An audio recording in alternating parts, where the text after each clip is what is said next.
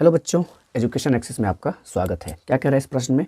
अवतल दर्पण में सिद्ध करें r बराबर 2f या f बराबर r/2। तो r क्या है? रेडियस मतलब वक्रता त्रिज्या। तो c से p की दूरी मतलब pc को हम r कहते हैं और p से f के बीच की दूरी मतलब फोकस के बीच की दूरी को स्मॉल f कहते हैं। ठीक है, तो pf बराबर आप स्मॉल f कह सकते हैं। ठीक है, फोकस दूरी। एक सबसे पहले क्या करेंगे, एक आपतित किरण ले लेते हैं AB।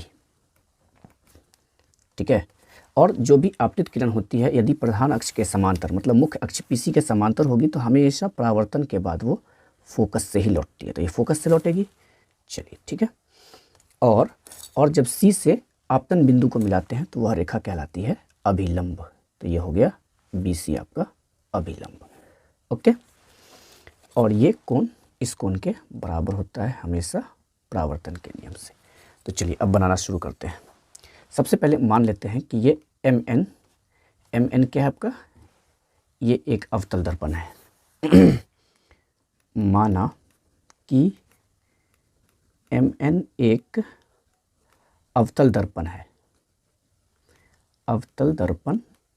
है। ठीक, और AB क्या है? AB आपतित किरण है। AB आपतित किरण है जो मुख्य अक्ष या प्रधान अक्ष कह सकते हैं, जो मुख्य अक्ष PC के समांतर है। मुख्य अक्ष PC के समांतर है। ठीक है, चलिए अब हम क्या जानते हैं परावर्तन के नियम से? तो यहाँ लिख देंगे परावर्तन के नियम से। परावर्तन का नियम कहता है कि आपतन कोण परावर्तन कोण के बराबर होता है। तो ये आपतित किरण है और ये आपतन कोण है, ये परावर्तन कोण है, तो ये दोनों कोण बराबर होगा। एंगल ABC बराबर होगा हमेशा एंगल CBF के। किससे? परावर्तन के नियम से। अब चूंकि हम ये जानते हैं कि AB PC के समांतर है, क्योंकि यहाँ हम कह रहे हैं ना कि AB आपतित किरण है जो PC के समांतर है, तो लिखेंगे चूंकि AB समांतर है PC के। ठीक है, PC, इसीलिए इस कोण के बराबर ये कोण होगा, क्योंकि ये दोनों समांतर है और ये तिर्यक-छेदी रेखा का काम कर रहा है, तो इस एंगल के बराबर ये एंगल होगा। तो हम कह सकते हैं एंगल ABC बराबर होगा एंगल FCB के। एंगल FCB के किस नियम से? एकांतर कोण से, अल्टरनेट एंगल। ठीक, अच्छा, अब हम समीकरण 1 से क्या जान रहे हैं? समीकरण 1 से जान रहे हैं कि ABC CBF के बराबर है। तो समीकरण 1 से हम कह सकते हैं कि इस ABC की जगह पे ABC ना लिखकर ABC बराबर क्या है? CBF। तो इंटरचेंज कर सकते हैं, बिल्कुल कर सकते हैं। तो यहाँ पर ABC की जगह पे क्या लिख देंगे? एंगल CBF, क्योंकि CBF ABC के बराबर है। अब बराबर इधर वाला एज इट इज रहने दीजिए, एंगल FCB। ठीक है, तो अब ज़रा इन दोनों एंगल पर ध्यान दीजिए। कौन है? CBF मतलब ये कोण, और FCB मतलब ये कोण। अगर देखा जाए तो यह एक ट्राइंगल है। यह क्या है? एक ट्राइंगल है, और इस ट्राइंगल के ये दोनों ही एंगल बराबर है। तो हमें क्या मालूम है कि बराबर कोण के सामने का भुजा बराबर होता है। मतलब इस कोण के सामने का ये जो BF है और इस कोण के सामने का जो ये CF है, दोनों बराबर होगा। तो इसलिए हम लोग कह सकते हैं, इसीलिए BF इसके सामने का ये BF बराबर CF। ठीक है, आप चाहें तो यहाँ कारण लिख सकते हैं, चूंकि समान कोण की सम्मुख भुजा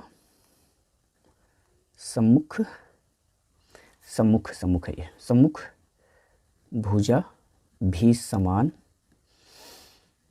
होते हैं। ओके, अच्छा, अब ये दोनों बराबर हो गया है, तो इसे हम इक्वेशन 2 कह लेते हैं।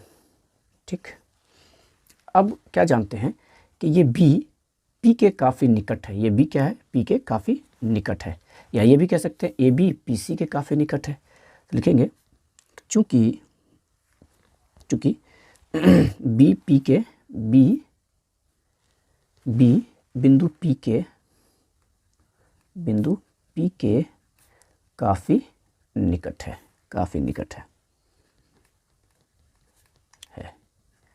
इसीलिए हम कह सकते हैं, जब ये काफ़ी निकट है तो हम कह सकते हैं कि ये जो बी एफ है वो पी एफ के बराबर है, लगभग। ठीक है, तो कहा जा सकता है कि बी एफ बराबर पी एफ। इसीलिए हम कह सकते हैं कि बी एफ बराबर है पी एफ के। ठीक है, लगभग, अप्रोक्स। ओके, चलिए, तो अब क्या जान रहे हैं हम लोग? समीकरण 2 से जान रहे हैं कि ये जो बी एफ है वो सी एफ के बराबर है। तो समीकरण 2 से क्या कहा जा सकता है? समीकरण 2 से इस बी एफ की जगह पर क्या लिख सकते हैं हम लोग? सी एफ लिख सकते हैं, बिल्कुल लिख सकते हैं, पी एफ। ठीक है, मतलब अब ज्ञात हो गया सी एफ बराबर पी एफ, मतलब सी एफ और पी एफ ये दोनों इक्वल है। इसे हम समीकरण 3 कह लेते हैं। अच्छा, चूँकि अब हम यहाँ पे कह सकते हैं कि सी एफ जो है, ये पी सी जो है, पी सी सी एफ और पी एफ के जोड़ के बराबर होगा, बिल्कुल।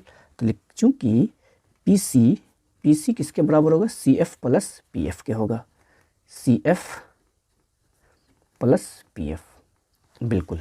अच्छा, समीकरण 3 से पी सी बराबर इस सी एफ की जगह पर सी एफ ना लिखकर पी एफ लिख सकते हैं हम लोग, बिल्कुल लिख सकते हैं।